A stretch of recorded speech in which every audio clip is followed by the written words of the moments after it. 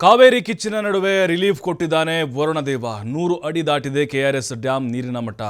ಉತ್ತಮವಾಗಿ ಮಳೆ ಆಗ್ತಾ ಇದೆ, ಹಿಂಗೆ ಆಗಬೇಕು. ಕಾವೇರಿ ಕಂಗೊಳಿಸ್ತಾ ಇದ್ದಾಳೀಗ. 100 ಅಡಿಗಿಂತ ಹೆಚ್ಚಾಗಿದೆ ಈಗ. 124 ಇದೆ ನಮ್ಮ KRSದು ಒಟ್ಟು ಟೋಟಲ್ಲು.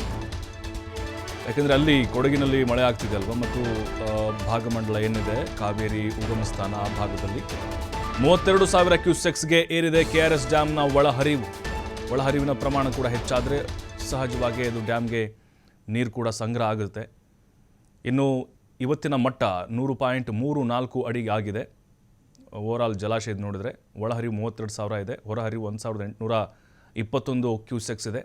ಡ್ಯಾಮ್ನಲ್ಲಿ ಸದ್ಯ 23.79 TMC ನೀರು ಸಂಗ್ರಹ ಆಗಿದೆ. ಒಟ್ಟು ಸಂಗ್ರಹ 49. ನೋಡಿ, ಮೊನ್ನೆ ನೋಡಿದಾಗ ನಾವು 17 ಇತ್ತು, ಈಗ 21ಕ್ಕೆ ಬಂದಿದೆ. 21 ಅಂದರೆ ಒಂದು ರೀತಿ ಸಮಾಧಾನ ನಮಗೆ. ನೋಡ್ತಾ ಇದ್ದೀವಿ ಗರಿಷ್ಠ ಮಟ್ಟ KRSದು 124 ಅಡಿ ಅಷ್ಟು ಎತ್ತರದ್ದಿದೆ ನಮ್ಮದು KRSು.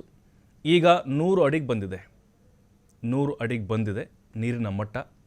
ಸಂಗ್ರಹ ಸಾಮರ್ಥ್ಯ 49 TMC ಇದೆ ನೀರಿನ ಸಂಗ್ರಹ ಸಾಮರ್ಥ್ಯ. ಒಟ್ಟು ಇವತ್ತಿನ ಸಂಗ್ರಹ 23ಕ್ಕಾಗಿದೆ.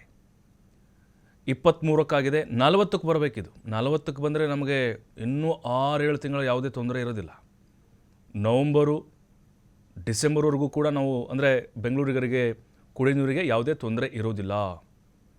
ಯಥಾಸ್ಥಿತಿಯನ್ನು ಕೂಡ ಕಾಯ್ದುಕೊಂಡು ಹೋಗಬೇಕಾಗಿದೆ ಈಗ.